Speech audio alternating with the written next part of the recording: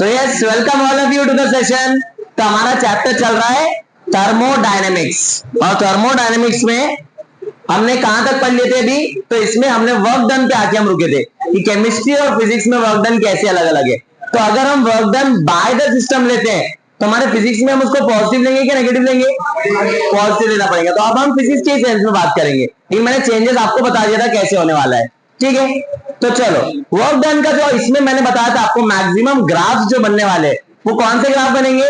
PV graph. इसमें Y axis पे pressure, x axis पे वॉल्यूम रहने वाला है। तो देखते हैं उसी के बारे में कुछ चीजें। तो यहाँ पे अगर मैं ग्राफ बना लू कुछ ऐसे, यहाँ पे आपके पास एक्स एक्सिस में कौन है?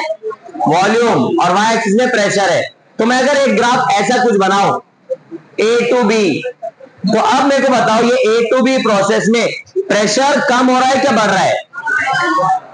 नीचे आ रहा है ग्राफ ये, तो प्रेशर कम हो रहा है। और ये लेफ्ट टू राइट ग्राफ जा रहा है ऐसा, तो वॉल्यूम बढ़ रहा है। और ये प्रैक्टिकली भी ट्रू है। प्रैक्टिकली कैसे? एक कंटेनर है लिया आपने, उसमें यहाँ पे पिस्टन है लगा हुआ, और इसमें मान लो कुछ तो गैस पार्टिकल्स है यहाँ पे। तो अगर वॉल्यूम बढ़ रहा है तो प्रेशर क्या होगा? कम। या फिर अगर मैं प्रेशर बढ़ाऊं तो वॉल्यूम क्या होगा? कम होगा। और वॉल्यूम कम होने के लिए क्या वर्ड है? कंप्रेशन। और बढ़ने के लिए एक्सपांशन। तो हमने ये भी देखे थे कि वर्क डन पॉजिटिव कब, नेगेटिव कब। तो अगर फाइनल वॉल्यूम ज्यादा है इनिशियल वॉल्यूम से, तो वर्क डन का आंसर पॉजिटिव आएगा नेगेटिव आएगा? यहां पे वर्क डन का आंसर आएगा पॉजिटिव। कैसे? W is equal to P delta V. तो यहाँ पे आएगा P into V final minus V initial. तो फाइनल इनिशियल से ज्यादा, तो इसका आंसर पॉजिटिव आने वाला है, ठीक है। तो यहाँ पे, और अगर उल्टा केस होगा तो आंसर नेगेटिव आएगा। अब ये देखो, यहाँ पे हमने ग्राफ्स में स्टडी किया था, अगर हमको ये दोनों टर्म्स को मल्टीप्लाई करना है और ग्राफ से मल्टीप्लाई करना है, तो क्या चीज निकालते हम, क्या चीज कैलकुलेट करते? स्लोप नहीं, स्लोप y बाय एक्स रहता, dy बाय dx रहता, y2 minus y1 upon x2 minus x1 रहता है। यहाँ पे हमको y2 अपॉन y1 नहीं निकालना है। y2 अपॉन y1 मतलब प्रेशर अपॉन वॉल्यूम निकालो बोला तो स्लोप से निकालेंगे। प्रेशर इनटू वॉल्यूम बोला तो एरिया अंडर कर्व निकालना पड़ेगा। अब एरिया अंडर कर्व मतलब ये हिस्सा, ये पूरा एरिया निकालना पड़ेगा आपको, एरिया अंडर कर्व मतलब। अब इसके कुछ क्वेश्चन देखते हैं हम कि एरिया अंडर कर्व कैसे निकलेगा इसमें, ठीक है। तो चलो बढ़ते हैं यहाँ आगे, पहले इसको सीख लेते हैं एरिया अंडर कर्व कैसे आने वाला है। तो यहाँ पे फिर से वही मान लेंगे axis, pressure versus volume axis. अब हमको ग्राफ दिया है, कुछ भी लाइन दी होगी, मान लो कुछ तो ऐसे ग्राफ दिया हुआ है, ठीक है। और इसमें यहाँ कुछ तो वैल्यूज दिए होंगे, यहाँ मान लो दिया है 1 लीटर, यहाँ मान लो दिया है 2 लीटर, और यहाँ दिया है 1 ATM, और यहाँ दिया है 2 ATM। अब हमको बोला है कि find the work done in this process, the work is done from point P two point Q, ऐसे कुछ तो दिया है। तो इसका एरिया अंडर कर्व निकालना है। अब इसका एरिया अंडर कर्व कैसे निकालेंगे? एरिया अंडर कर्व मतलब कौन सा एरिया? इसके नीचे जितना भी एरिया है वो पूरा। तो ये देखो, यहाँ पे ये एरिया निकालना पड़ेगा हमको, ये यहां से यहां तक वाला एरिया। तो इसमें कितने शेप्स आ गए? इसमें 2 शेप्स आ गए, एक ट्राइंगल और एक रेक्टेंगल। तो इसका एरिया निकालना आता है कि हमको? रेक्टेंगल का area length into breadth, triangle का area half into base into height. तो बताओ आंसर क्या आएगा इसका? लेंथ इनटू ब्रेड्थ, लेंथ कितना है? 1, हाइट कितनी है? हाइट भी 1 ही है, 0 to 1। तो ये भी 1 है, ये भी 1 है, तो इसका आंसर क्या आएगा? Length into breadth 1। अब ये फिर से ये 1 है, और ये हाइट कितनी है? फिर से 1 ही है, ये 1 to 2, 1 to 2 1 ही होने वाला है, 2 माइनस 1 करना पड़ता है। तो क्या आएगा आंसर इसका? तो पहला आंसर आएगा 1 इंटू 1 इसका area plus half into base into height. तो क्या आंसर आएगा? तो इसमें आएगा 3/2 यूनिट्स, जो भी यूनिट आया उसके, ठीक है। तो ऐसे वर्क डन हमारा आने वाला है। अब इसमें बताओ मेरे को, वॉल्यूम कम हो रहा है क्या बढ़ रहा है? अभी तो मैंने सिर्फ एक एग्जांपल के लिए लिया, लेकिन नॉर्मली ऐसा प्रैक्टिकली पॉसिबल नहीं है। क्यों? इसमें प्रेशर भी बढ़ रहा है और वॉल्यूम भी बढ़ रहा है। तो हमने अभी अभी देखा था कि प्रेशर बढ़ा तो वॉल्यूम क्या होगा? कम होगा। तो ये सिर्फ एक एग्जांपल के लिए ले लिया मैंने, क्लियर है यहां तक? अब यहां पे हमने एक और चीज पढ़ी थी, स्टेट फंक्शन और पाथ फंक्शन। तो हमने वर्क डन को क्या बोला था, वो स्टेट फंक्शन है कि पाथ फंक्शन है, पाथ फंक्शन है, मतलब अगर रास्ता चेंज होगा तो वर्क डन भी चेंज हो जाएगा।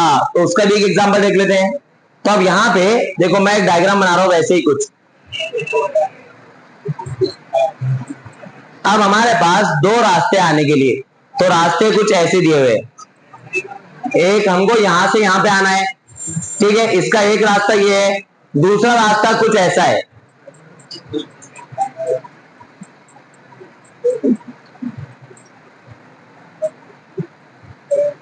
और तीसरा रास्ता कुछ ऐसा है।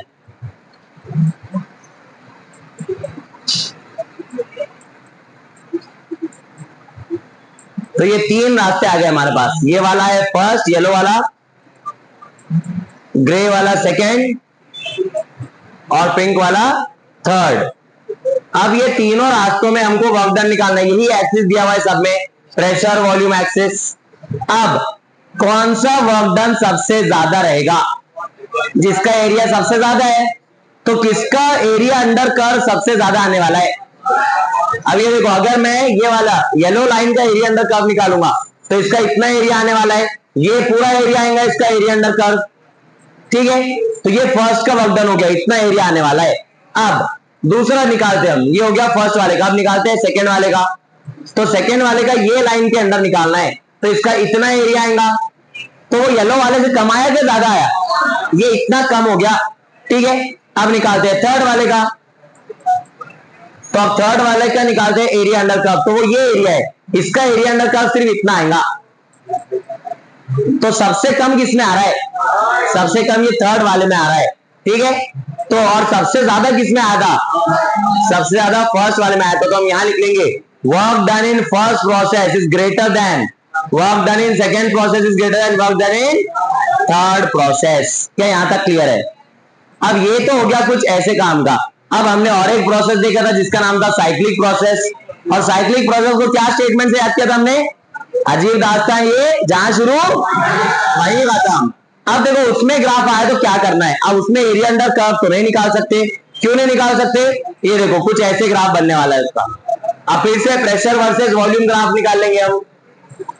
अब ये ग्राफ में मैं साइक्लिक कुछ बना रहा हूं, साइक्लिक पाथ, क्या ये साइक्लिक पाथ है, यस। तो अब हम बोलेंगे यहां से शुरू हो रहा है ये वर्क डन, और ये ऐसा आके यहीं पे खत्म हो जा रहा है, ठीक है, प्रेशर वर्सेस वॉल्यूम ग्राफ है। तो अब इसमें एरिया अंडर कर्व नहीं निकालना है आपको, इसमें आपको निकालना है एरिया ऑफ दैट स्ट्रक्चर। अब मान लो इसका रेडियस कुछ तो आर दिया हुआ है, तो इसमें वर्क डन का आंसर आएगा पाई आर स्क्वायर। अगर रेक्टेंगल हुआ तो लेंथ इंटू ब्रेड्थ, अगर ट्राइंगल हुआ तो half into base into height. जो भी स्ट्रक्चर बनेगा उसका आपको एरिया निकालना पड़ेगा। और अगर अनइवन कुछ स्ट्रक्चर रहा, अनइवन मतलब आगे कुछ एग्जांपल आएंगे, तो उसमें आपको समझ में आ जाएगा कैसे निकालना है आंसर। क्लियर है यहां तक, इसमें कुछ डाउट है। लेकिन इसमें अब एक चीज आती है अलग, अब वो अलग क्या चीज है, साइक्लिक प्रोसेस में डायरेक्शन तो दो हो सकते हैं, ये वाले डायरेक्शन को क्या नाम है, क्लॉकवाइज, और इसका उल्टा क्या रहेगा, एंटी क्लॉकवाइज। तो अब यहाँ पे क्या करें, क्लॉकवाइज के लिए क्या करना है, एंटी क्लॉकवाइज के लिए क्या करना है। तो यहाँ पे देखो ऐसे ही डायग्राम बना लेंगे, सिर्फ इसमें डायरेक्शन उल्टा रहेगा। अब यहाँ पे बस क्या रहने वाला है, डायरेक्शन ऐसा नहीं रहेगा, डायरेक्शन ऐसा रहने वाला है। तो ये कौन सा डायरेक्शन हो गया, एंटी क्लॉकवाइज, राइट। ये घड़ी का उल्टा हो गया, ये घड़ी जैसे घूम रहा था, राइट। तो यहाँ पे दोनों तो साइक्लिक प्रोसेस है, क्या दोनों साइक्लिक नहीं है, क्या कोई एक साइक्लिक नहीं है, नहीं, दोनों भी साइक्लिक प्रोसेस है। तो अब आपको सिर्फ एक चेंज लिखना है, जब भी क्लॉकवाइज प्रोसेस रहेगा तो इसमें आपको वर्क डन का आंसर लिखना है पॉजिटिव, और जब एंटी क्लॉकवाइज रहेगा तो एंटी क्लॉकवाइज के लिए आपको वर्क डन का आंसर लिखना है नेगेटिव। दोनों का आंसर सेम आएगा क्या, मैग्नीट्यूड में सेम आएगा, दोनों का एरिया सेम, दोनों का रेडियस सेम है, तो दोनों का आंसर भी सेम आने वाला है, ठीक है। और अगर दो स्ट्रक्चर मिलके बने हुए हैं तो दोनों का साथ में एरिया निकालना पड़ेगा, टोटल एरिया निकालना पड़ेगा। अब मान लो कोई एक स्ट्रक्चर है, उसका टोटल एरिया आ रहा है नेगेटिव, इसका मतलब वो वर्क डन कौन से डायरेक्शन में हो सकता है, एंटी क्लॉकवाइज होगा। और अगर किसी का वर्क डन पॉजिटिव आ रहा है साइक्लिक प्रोसेस में तो उसमें क्लॉकवाइज होगा।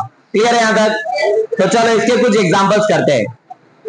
तो अब ये एग्जांपल बहुत इजी, बताओ इसका आंसर।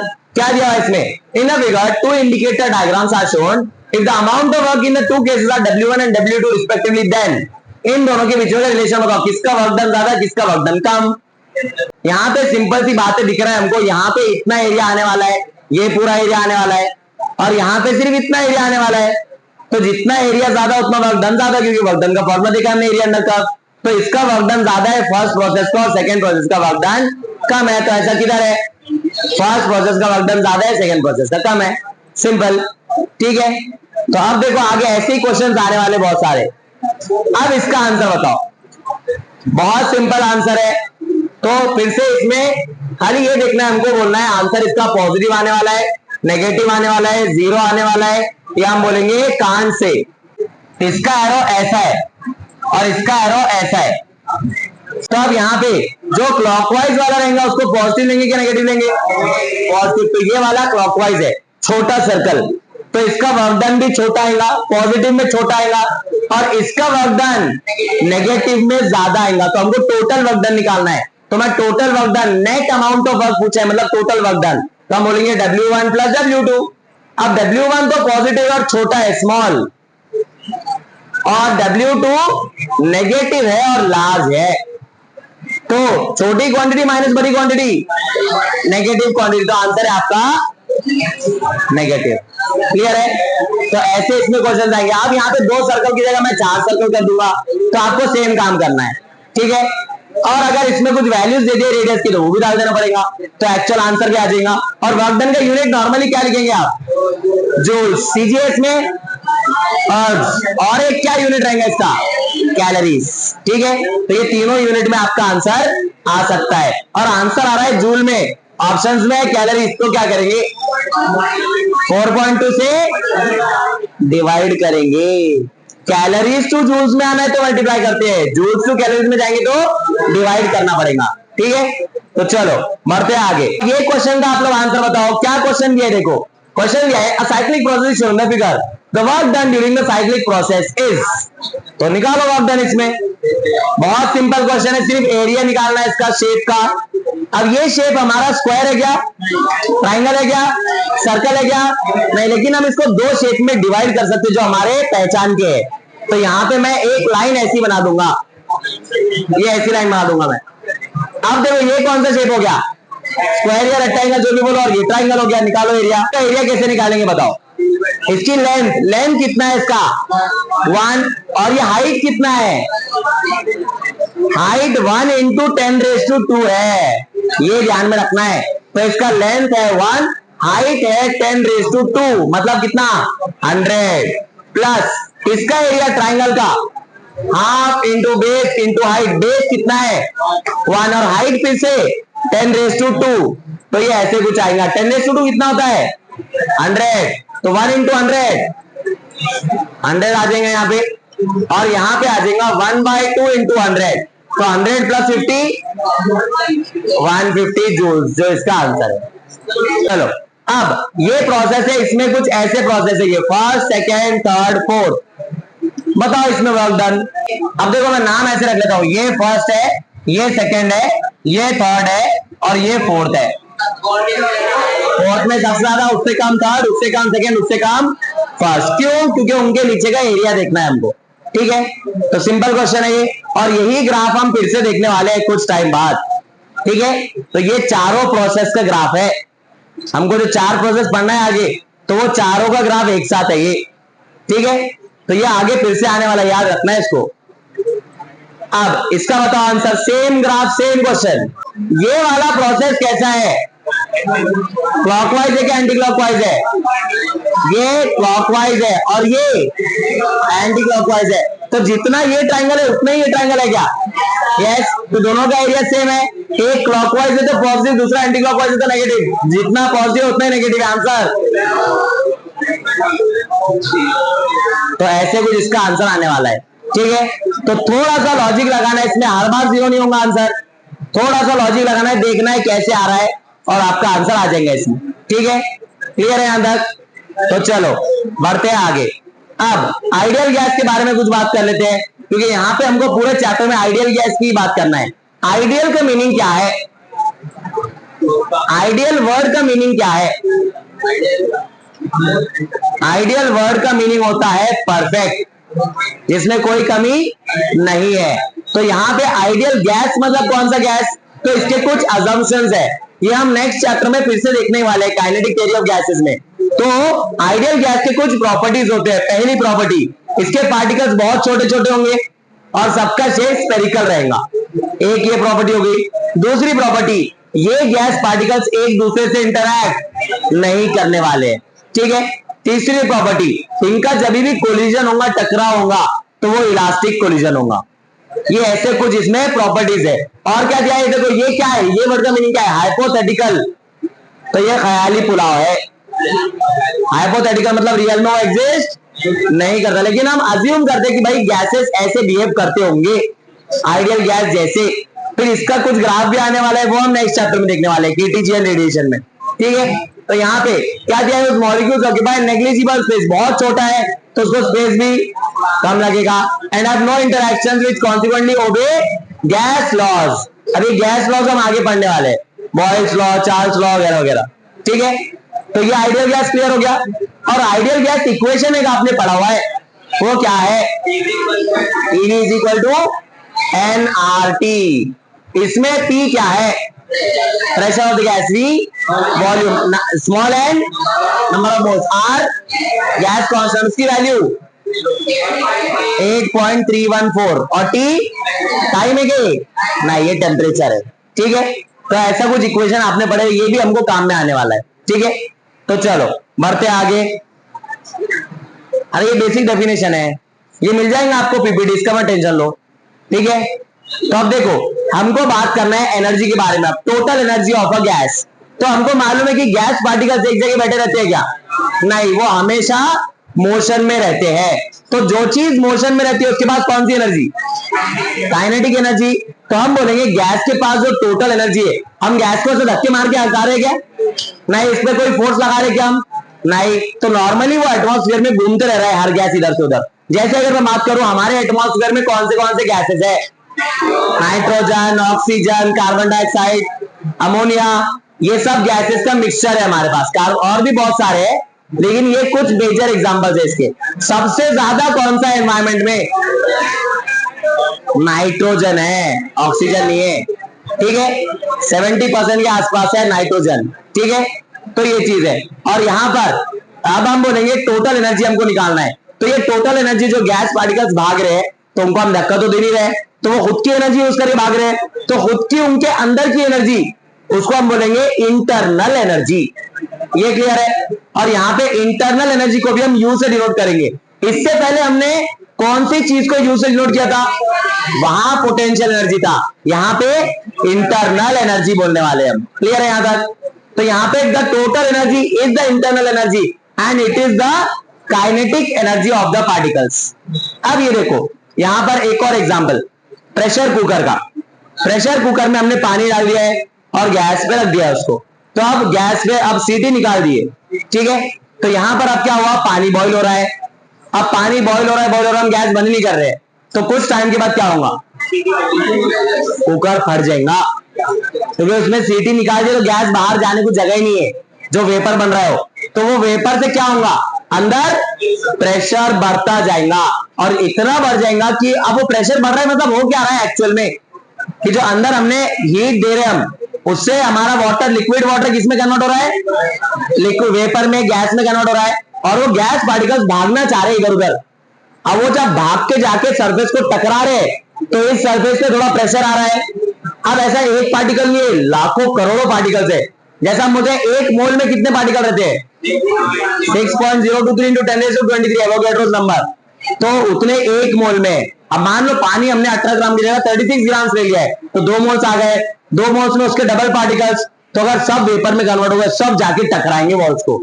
जब सब जाके टकराएंगे वॉल्स को बहुत हाई एनर्जी से, तो फिर वो कुकर फट जाएंगे, ठीक है। तो अब देखो यहाँ पर, तो ये एनर्जी कहां से मिली? वो गैस को हीट से मिली, जो हमने नीचे से हीट दिए थे। क्लियर है? तो इसका मतलब अगर गैस पार्टिकल्स की हीट ये बढ़ाना है एनर्जी, तो क्या करो? हीट दो उसको।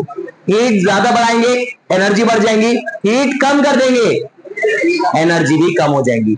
तो यहां से एक चीज मालूम पड़ी कि the total energy of gas या फिर the internal energy of gas depends only on temperature.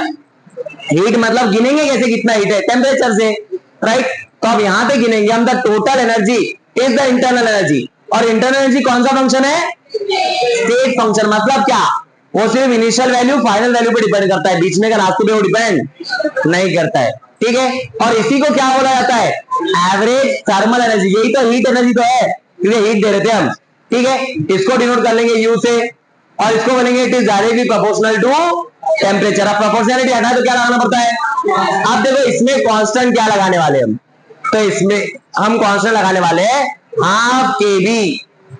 अब ये केबी क्या है, कौन सा कांस्टेंट है ये, तो ये बी से एक साइंटिस्ट का नाम है, तो ये है आपका कुछ ऐसा कांस्टेंट,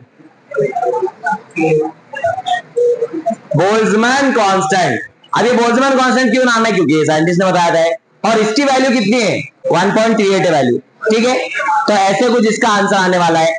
तो अब ये हमने एक पार्टिकल के लिए निकाले या एक मॉलिक्यूल के लिए, तो मैं बोल रहा हूं एटम, एक एटम के लिए या एक मॉलिक्यूल के लिए, दोनों में क्या डिफरेंस है, एटम और मॉलिक्यूल में, एटम्स मिलके मॉलिक्यूल बनता है। एक एटम मतलब एक स्पेसिफिक एटम, मान लो सोडियम, तो सोडियम एक अकेला एटम है, क्लोरीन एक अकेला एटम है, दोनों को मिला के क्या बन जाता है, NaCl सॉल्ट बन जाता है। जैसे हाइड्रोजन गैस, इसका फॉर्मूला क्या है H2, तो ये दो हाइड्रोजन मिलके बना तो इसको हम मॉलिक्यूल बोलेंगे। वाटर मॉलिक्यूल H2O, तो ये तीन एटम्स मिलके बना, दो हाइड्रोजन के और एक ऑक्सीजन का, ठीक है। तो यहाँ पे कुछ ऐसा होने वाला है। अब यहाँ पर केबी का भी एक और एक फॉर्मूला है, बहुत अच्छे से याद रखना है इसको, इसको आप एक नाम से याद रख सकते हैं, वो नाम है करंट, ठीक है। अब ये देखो कैसे, KRN, ऐसे याद रखना है इसको, करंट, तो ये है, और ये Na है आपका, Na क्या है, ये एवोगैड्रोस नंबर, और ये R क्या है, गैस कांस्टेंट, तो ये केबी की जगह आप ऐसे रख सकते हैं, ठीक है। और अगर ये देखो, ये अगर स्टेट फंक्शन है और स्टेट फंक्शन में हम साइक्लिक पाथ ले, तो उसका आंसर कितना आएगा, 0, क्योंकि वो स्टेट पे डिपेंड कर रहा है, स्टार्टिंग जो स्टेट है वही लास्ट स्टेट है, तो यहाँ पे उसका आंसर क्या आएगा, तो यहाँ पे ये एनर्जी, ये भी क्या है, स्टेट फंक्शन है, तो इसका भी आंसर साइक्लिक प्रोसेस में ये वही लिखा हुआ है। और इसमें हम नॉर्मली चेंज निकालते हैं, तो हम डेल्टा यू निकालते हैं, चेंज इन इंटरनल एनर्जी, क्योंकि हम हीट देंगे तो पहले से जितनी एनर्जी थी उससे बढ़ेंगी, और हीट कम कर देंगे तो पहले से जितनी एनर्जी उसमें से कम होगी, तो इसीलिए हम यहाँ पे हर जगह क्या निकालते हैं, चेंज निकालते हैं हम। अब देखो ये थी एक पार्टिकल, एक एटम या एक मॉलिक्यूल के लिए, ठीक है। तो अब आगे क्या होने वाला है, देखो अब मैं फिर से ये निकालूंगा डेल्टा यू, ये थी 1/2 kBT, एक पार्टिकल या एक मॉलिक्यूल के लिए, वो भी एक डायरेक्शन में, इधर एक डायरेक्शन में। अब एक डायरेक्शन में इसका मतलब क्या है, तो अब ये गैस पार्टिकल से हमारा, तो ये कैसे कैसे मूव हो सकता है, तो ये सीधा इधर भाग सकता है, ये z एक्सिस में, ये x एक्सिस में भाग सकता है, ये y एक्सिस में भाग सकता है। तो इसके पास कितने एक्सिस है, 3, तो ये एक एक्सिस के लिए। और आगे हम एक चीज देखेंगे, law of equipartition of energy, तो जैसा नाम वैसा काम, लॉ कानून, equi partition, equal partition, equal हिस्से, किसके, एनर्जी के, मतलब जितना एक्स एक्सिस में एनर्जी रहेगा उतना ही वाई एक्सिस में, उतना ही जेड एक्सिस में, और अगर और कोई मोशन होगा जो हम आगे देखेंगे उसमें भी इक्वल पार्टीशन होने वाला है, ठीक है। यहां तक कुछ डाउट है। अब ये तो था एक पार्टिकल, एक एटम, ये एक मॉलिक्यूल के लिए। अब मैं बोल रहा हूं एन पार्टिकल्स के लिए निकालो, तो क्या करेंगे, सिंपल, हमारा एक पार्टिकल की एक चिप्स के पैकेट की प्राइस है 10 रुपीज, तो 5 के कितनी 50 रुपीज जो नंबर है उससे मल्टीप्लाई कर देना है। तो यहां पे भी वैसे ही करेंगे, तो यहां पे करेंगे फॉर एन पार्टिकल्स, ये एक पार्टिकल, क्या पार्टिकल मतलब क्या, इसमें या तो एटम रहेगा या तो मॉलिक्यूल रहेगा, ठीक है। अब देखो answer, delta U for N particle, तो इसको एन से मल्टीप्लाई कर देना पड़ेगा। केबी की वैल्यू क्या लिखी हमने, करंट, एन इंटू 1/2, केबी की जगह आर अपॉन एन ए।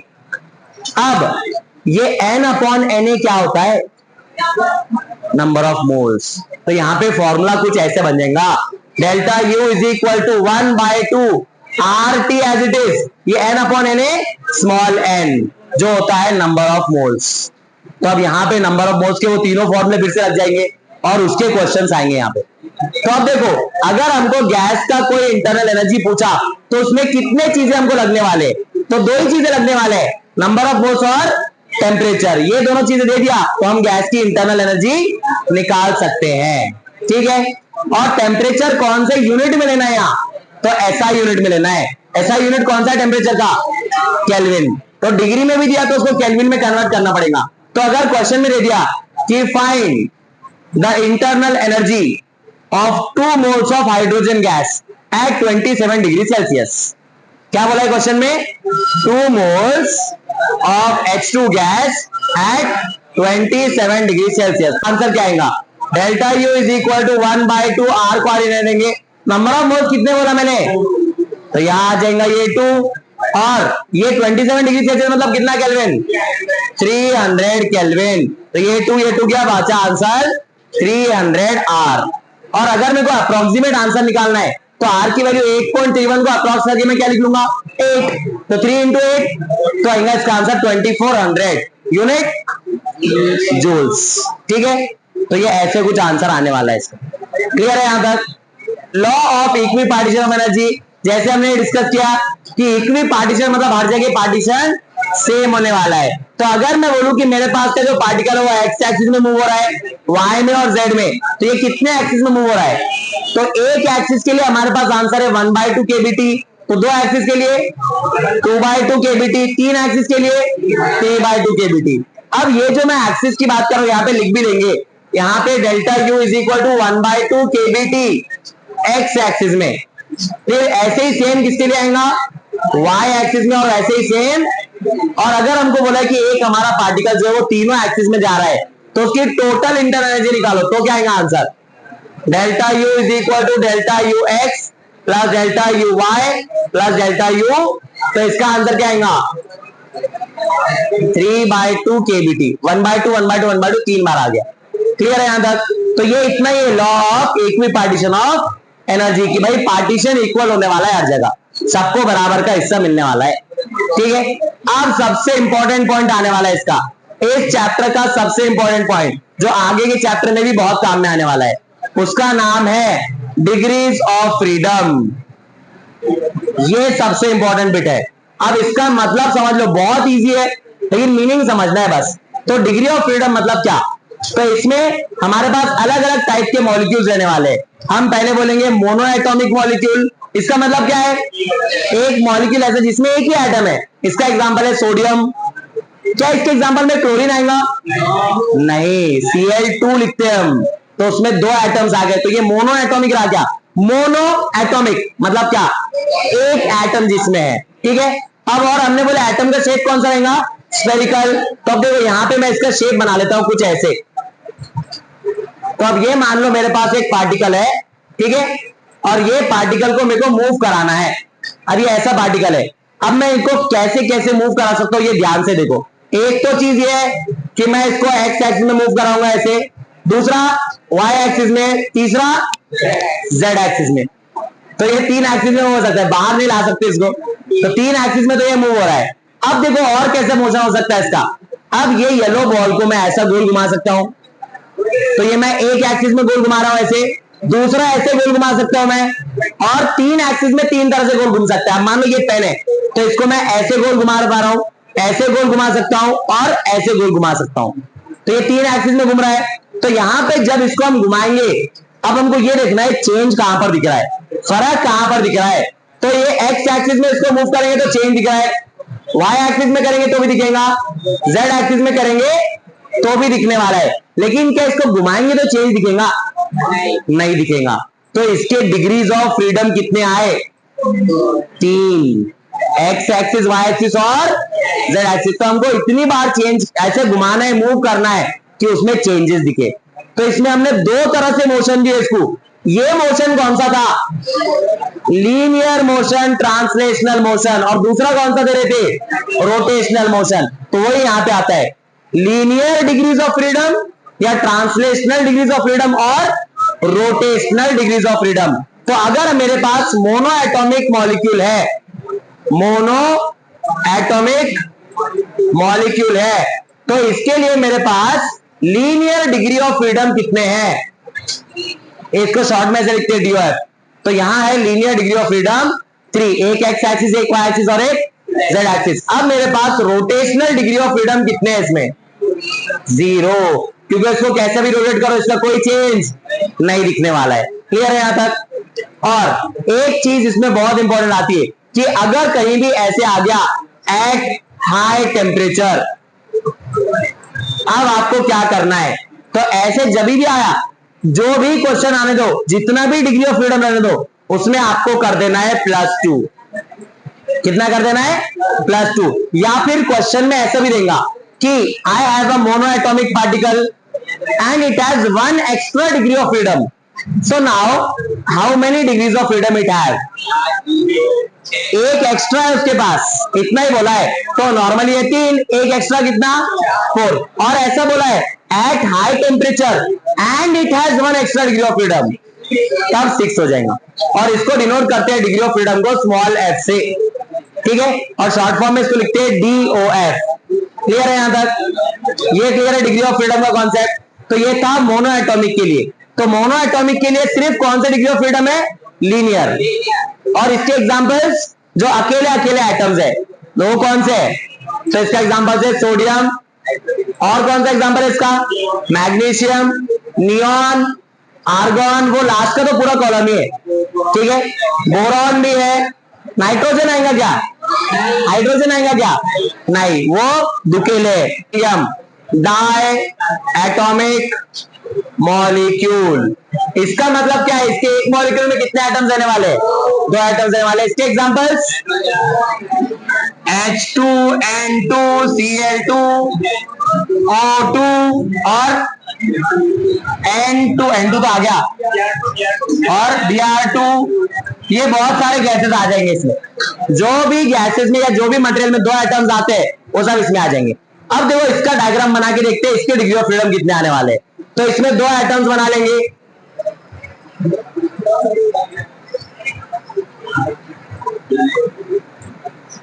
चलो इसमें 2 एटम्स बना लेते हैं हम ऐसे कुछ, और ये 2 एटम्स के बीच में क्या रहने वाला है,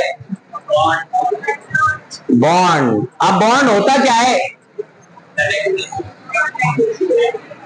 बॉन्ड क्या है, ये क्या ये बॉन्ड रॉड जैसा रहता है, नहीं, ये बॉन्ड स्प्रिंग जैसा रहता है। स्प्रिंग जैसा मतलब ये कंप्रेस भी हो सकता है थोड़ा सा, और थोड़ा सा इलोंगेट भी हो सकता है। तो याद रखना कभी भी बॉन्ड रॉड जैसा नहीं रहता, ठीक है। अब इसको देखो कितने तरह से हम मूव कर सकते हैं। तो ये देखो यहाँ पे इतने हिस्से को हम एक तो एक्स एक्सिस में घुमा सकते हैं ऐसे, ये 1 डिग्री ऑफ फ्रीडम आ गया, ये दूसरा डिग्री ऑफ फ्रीडम आ गया, और ये तीसरा डिग्री ऑफ फ्रीडम आ गया। ये कौन से डिग्री ऑफ फ्रीडम है, लीनियर या ट्रांसलेशनल। अब देखो इसको घुमा कितने तरह सकते हम, ये मान लो ये ऐसा बॉन्ड है और ये 2 एटम्स है, तो इसको अगर मैं ऐसे घुमाऊं तो आपको कुछ फर्क दिखेगा क्या, क्योंकि ये दोनों पार्टिकल्स ऐसे है, सिमिलर है, और इसमें कोई स्माइली वगैरह बना हुआ नहीं है, ठीक है। जो नॉर्मल हमारा स्पंज का बॉल रहता है स्माइली बॉल, वैसा नहीं है, प्योर येलो है, पूरा एक ही आइटम है, तो उसका कोई कलर, लेकिन समझने के लिए मैंने कलर बता दिया यहाँ पे। तो ये ऐसा घूम रहा है तो इसमें कुछ फर्क नहीं दिखेगा। लेकिन अगर मैंने इसको ऐसे घुमा दिया, अब इसको मैंने ऐसे घुमा दिया तो चेंज दिख रहा है आपको। तो ये एक एक्सिस में घुमा, और दूसरे एक्सिस में कैसे घुमाऊंगा मैं, ये ऐसे एटम था ऐसे घुमा दूंगा मैं, अभी भी चेंज दिख रहा है। तो इसमें लीनियर डिग्री ऑफ फ्रीडम कितने आए, linear degree of freedom 3 axis में, ये तो सब में आने वाले। अब इसमें रोटेशनल कितने आए, 2 आए, क्योंकि ऐसे वाले में कोई चेंज नहीं दिख रहा था, ऐसे वाले में भी चेंज दिख रहा है, ऐसे वाले में भी चेंज दिख रहा है, राइट। तो इसमें रोटेशनल डिग्री ऑफ फ्रीडम 2 है, तो टोटल कितने 5। तो इसमें टोटल डिग्री ऑफ फ्रीडम कितने आने वाले हैं, कौन से एटम में, कौन से मॉलिक्यूल में, डाई एटॉमिक मॉलिक्यूल में। क्लियर है यहां तक, इसमें कुछ डाउट है। अब ट्राई एटॉमिक की बात करेंगे हम। तो ट्राई एटॉमिक में फिर से 2 टाइप्स है, एक है लीनियर ट्राई एटॉमिक और दूसरा है non linear try atomic. Try atomic molecule का एग्जांपल H2O, पानी, O3, CO2। अब देखो NH2, NH3 नहीं है, NH3 4 एटम्स वाला है, ठीक है।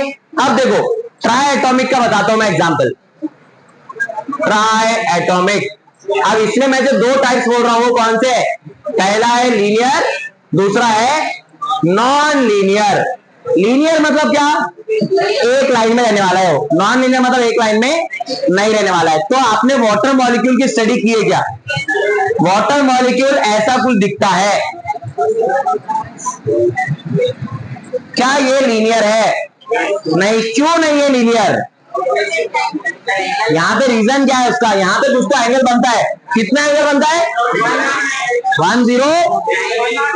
108 पॉइंट समथिंग रहता है वो, ठीक है। तो ये एंगल क्यों बना, कौन बता सकता है ये एंगल क्यों बना? Lone pair repulsion. अब ये लोन पेयर किसके है? तो ये ऑक्सीजन के यहाँ पे दो इलेक्ट्रॉन्स आ जाते हैं ऐसे कुछ, और ये दोनों रिपेल करते हैं इसको, तो ये ऐसे बन जाते हैं नीचे, ठीक है। अब एक दूसरा मॉलिक्यूल ले रहा हूं मैं, CO2। CO2 कैसा है? लीनियर है और ट्राई एटॉमिक भी है। अब इसमें भी लोन पेयर है, लेकिन लोन पेयर का रिपल्शन दोनों जगह से इक्वल हो गया, इसलिए ये लीनियर मॉलिक्यूल हो गया, ठीक है। अब लीनियर ट्राइएटॉमिक का बिल्कुल सेम रहेगा डिग्री ऑफ फ्रीडम, कैसा? हमारे डायटॉमिक जैसा। मतलब इसमें भी डिग्री ऑफ फ्रीडम कितना आने वाला है? 5। और नॉन लीनियर में 1 बढ़ जाएगा, मतलब कितना हो जाएगा? और क्यों बढ़ रहा है ये? इसमें हो गया 6। अब रोटेशन आप ऐसा भी करेंगे, ऐसा भी करेंगे और ऐसा भी करेंगे, सब में चेंज हो जाएगा। अब देखो यहां पे ऐसा रख के इसको ऐसा करेंगे तो ऑक्सीजन कहां चले जाएगा? नीचे, चेंज दिखेगा। तो इसलिए इसमें 3 रोटेशनल और 3 ट्रांसलेशनल दोनों आ जाने वाले। क्लियर है यहां तक? अब ये हो गया हमारा ट्राइएटॉमिक तक। अब इसके बाद कौन सा है? पॉलीएटॉमिक। पॉलीएटॉमिक मतलब अब 3 से ज्यादा कितने भी, तो 3 से ज्यादा कितने भी अगर रहे पॉलीएटॉमिक, तो इसके लिए हम देखो बहुत अच्छी चीज बोलते हैं, साइंटिस्ट ने बहुत अच्छा काम किया इसमें। इन्होंने हमको बोले 3 तो मालूम है हमको फिक्स, 3 कौन से? ट्रांसलेशनल 3 तो मालूम है, XYZ, उसके आगे कितने भी हो सकते हैं, ठीक है। पॉलीएटॉमिक मॉलिक्यूल है। पॉलीएटॉमिक मतलब अब 3 से ज्यादा बहुत सारे आइटम्स हो सकते हैं, 4 भी हो सकते हैं, 5 भी हो सकते हैं, 6 भी हो सकते हैं, कितने भी हो सकते हैं।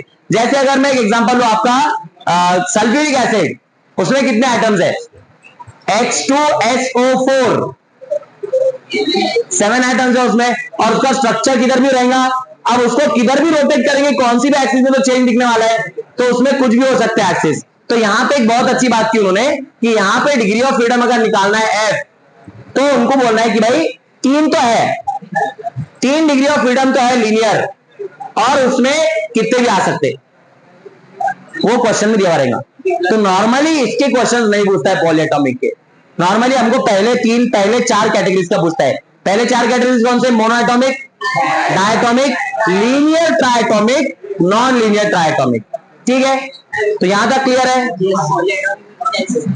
पॉलीएटॉमिक में कितने भी हो सकते हैं, एक्सिस 3 ही है, रोटेशन कितने भी एक्सिस में हो सकता है। अब ये इसको मैं ऐसा रोटेट कर सकता हूं, इसको मैं ऐसा रोटेट कर सकता हूं, इसको मैं ऐसा रोटेट कर सकता हूं, कितने भी एक्सिस में कर सकते हैं रोटेट, तो इसीलिए उनका कितना भी नंबर आ सकता है, ठीक है। तो चलो बढ़ते हैं आगे। अब ये देखो इसके कुछ फॉर्मूले देखना है हमको जो बहुत इंपॉर्टेंट है। तो यहां पे फिर से वही कॉन्सेप्ट आने वाला है, सीपी और सीवी का। कैपिटल सी किसकी में लिखा था हमने? एक लिखा था स्मॉल सी, एक लिखा था कैपिटल सी। तो स्मॉल सी था स्पेसिफिक हीट कैपेसिटी और कैपिटल सी था मोलार हीट कैपेसिटी। तो यहां पे कैपिटल नहीं बात करना है हमको। तो अब देखो यहां 2 टर्म्स आने वाले, एक आएगा कैपिटल सीपी और एक आएगा कैपिटल सीवी। हाँ इधर बॉयज, तो कैपिटल सीपी क्या है? कैपिटल सीपी का मतलब है molar specific heat at constant pressure. तो ये क्या रहेगा? Molar specific heat at constant volume. अभी मैं इसका डायरेक्ट फॉर्मूला दे रहा हूं आपको, इसका डेरिवेशन हम आगे करने वाले हैं, ठीक है। तो एक फॉर्मूला इसका कुछ ऐसे आता है, CV is equal to F/2R। और एक मैंने जो आपको बताया था मेयर्स रिलेशन, वो भी हमको डिराइव करना है। तो अभी हम क्या करेंगे, वो इक्वेशंस लिखेंगे और उसके आंसर्स बनाएंगे, क्योंकि हमने अब F की वैल्यू निकाल लिया है डिग्री ऑफ फ्रीडम की, ठीक है। तो इसमें ये CV का फॉर्मूला आ गया और एक फॉर्मूला हमारे पास CP minus CV is equal to R। यहां से CV आ जाएगा, CV तो है, CP आ जाएगा क्या? माइनस C उधर चल जाएगा, तो CP is equal to R plus CV। तो R प्लस कितना? CV F/2R। यहां पे R कॉमन निकाल लो, क्या बचेगा? 1 प्लस F/2। तो ये आ गया CP और इधर आ गया CV। ये दो क्लियर है। अब इससे एक तीसरा फॉर्मूला बनने वाला है, बहुत इंपॉर्टेंट। जैसे हमने रोलिंग मोशन में एक निकाला था टर्म बीटा, याद है, और वो बीटा बहुत जगह काम में आया था, वैसे ही इसमें एक टर्म आने वाला है गैमा, और वो गैमा बहुत जगह काम में आने वाला है, और उसका नाम है एडियाबैटिक रेशो। उसका नाम है एडियाबैटिक रेशो गैमा, और उसका फॉर्मूला है सीपी बाय सीवी। तो इसका आंसर निकाल सकते हैं कि हम सीपी सीवी है हमारे पास, तो बताओ क्या आंसर है इसका। सीपी का आंसर कितना है, R into 1 plus F by 2, और सीवी कितना है, एफ बाय 2 आर। क्या क्या कैंसिल होगा यहां पे आपका, ये आर आर कैंसिल हो जाएगा, और इसको क्रॉस मल्टीप्लाई कर लो तो क्या आंसर आएगा, 2 plus F by 2 divide by F by 2। ये 2 भी क्या, तो बचेगा क्या, 2 प्लस एफ बाय एफ। तो ये मैं नेक्स्ट पेज पे लिख लेता हूं। तो यहां पे आंसर आएगा gamma is equal to 2 plus F by F. कर दो divide, 2 by F plus 1 by F. तो ऐसा कुछ फॉर्मूला बन जाएगा, plus F by F. F by F कितना, तो इसका आंसर मैं ऐसे लिख लेता हूं 1 प्लस 2 बाय एफ। तो ये किसका आंसर मिल गया हमको, ये गैमा का फॉर्मूला मिल गया। तो गैमा के दो फॉर्मूले आ गए, एक क्या था, एक तो था आपका सीपी बाय सीवी, और दूसरा क्या आया 1 प्लस 2 बाय एफ। तो ये दोनों जगह से आप गैमा की वैल्यू आसानी से कैलकुलेट कर सकते हैं, आसानी से निकाल सकते हैं, और ये गैमा बहुत काम में आने वाला है आगे।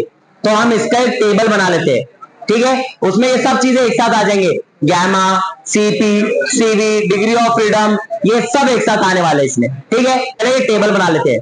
तो मोनो एटॉमिक के लिए कितने degree of freedom, 3। Diatomic के लिए कितने, इसके लिए 3 है, इसके लिए 5 है, लीनियर ट्राइटॉमिक के लिए भी 5 है, और नॉन लीनियर के लिए हाई टेम्परेचर पे क्या करना है, +2। यहां पे मैं ऐसा लिख लेता, +2 करना है। और पॉली एटॉमिक के लिए 3 plus F. Clear. CV, CV का फॉर्मूला क्या है, सीवी का फॉर्मूला है एफ बाय 2 आर। बस एफ की वैल्यू पुट करते जाओ। तो यहां फॉर्मूला लिख लेता हूं मैं, एफ बाय 2 आर। तो यहां फॉर्मूला है एफ बाय 2 इंटू आर। तो एफ कितना यहां, तो यहां क्या आंसर आएगा 3 बाय 2 आर। तो यहां सीपी कैसे निकालेंगे, सीपी है 1 प्लस एफ बाय 2 आर। ये ऐसा कुछ है 1 plus F by 2 into R. तो एफ की वैल्यू 3 है, तो 1 प्लस 3 बाय 2 5 बाय 2। तो इसका आंसर आएगा 5 बाय 2। और गैमा क्या है, सीपी बाय सीवी से भी निकाल सकते हैं, और 1 प्लस 2 बाय एफ से भी निकाल सकते हैं। तो अब यहाँ पे सीपी सीवी रेडी है, तो उससे निकाल लेते हैं आंसर। तो अब इसका आंसर क्या रहेगा, सीपी बाय सीवी 5 बाय 3, और 5 बाय 3 आंसर कितना आता है, लगभग 1.666 ऐसे कुछ आंसर आता है इसका। अब डायटोमिक के लिए बताओ, सेम चीज। तो अब आंसर क्या आएगा आपका, यहां आएगा 5 बाय 2 आर, यहां क्या आएगा 1 प्लस 5 बाय 2 7 बाय 2 आर। यहां क्या आएगा 7 बाय 5, और 7 बाय 5 कितना 1.4। ठीक है। अब बढ़ते हैं आगे, इसके लिए तो सेम आने वाला है लीनियर ट्राइटोमिक का, कि 5 बाय 2 आर 7 बाय 2 आर, यहां पे 7 बाय 5, ये भी कितना 1.4। अब इसके लिए बताओ 6 बाय 2 आर मतलब कितना, तो इसका आंसर आ जाएगा आपका 3 आर। इसका क्या 1 प्लस 3 आर 4 आर। इसका आंसर बताओ 4 बाय 3 कितना 1.333। ठीक है। और ये तो +2 करके निकालना पड़ेगा हमको। ठीक है, यहां तक कुछ डाउट है। अब हमको ये बता, ये देखना है, इसका रिलेशन निकालना है कि गैमा सबसे ज्यादा किसका, ये भी क्वेश्चन पूछता है। तो ये चारों में गैमा सबसे ज्यादा किसका है, मोनोएटॉमिक सबसे ज्यादा, उससे कम डायटोमिक, और सबसे कम नॉन लीनियर ट्राइटोमिक। ये भी रिलेशन पूछता है, तो ये भी आपको ध्यान में रखना है। ठीक है, यहां तक क्लियर है, कुछ डाउट है यहां पे। अब अगर मैंने ये पूछ लिया आपको कि find CV of monoatomic molecule at high temperature, तो क्या आंसर आएगा, find CV of mono atomic molecule at high temperature. तो इसमें 3 है, 3 + 2 5, तो यहाँ पे F/2 मतलब 5/2 आ रहेंगे यहाँ पे। तो ये ऐसा कुछ आंसर रहेगा इसका, ठीक है। इसमें क्या आएगा फिर 7/2 आर हो जाएगा, और इसका क्या आएगा आंसर फिर 7/5। तो ये भी क्वेश्चन आ सकता है कि अगर हमने एक मोनो एटॉमिक मॉलिक्यूल लिया और उसको हाई टेम्परेचर पे गैमा निकाला, तो उसका गैमा किसके जैसा दिखने वाला है, तो उसके गैमा इसके जैसा दिखने वाला है। इसका भी 7/5 है क्या?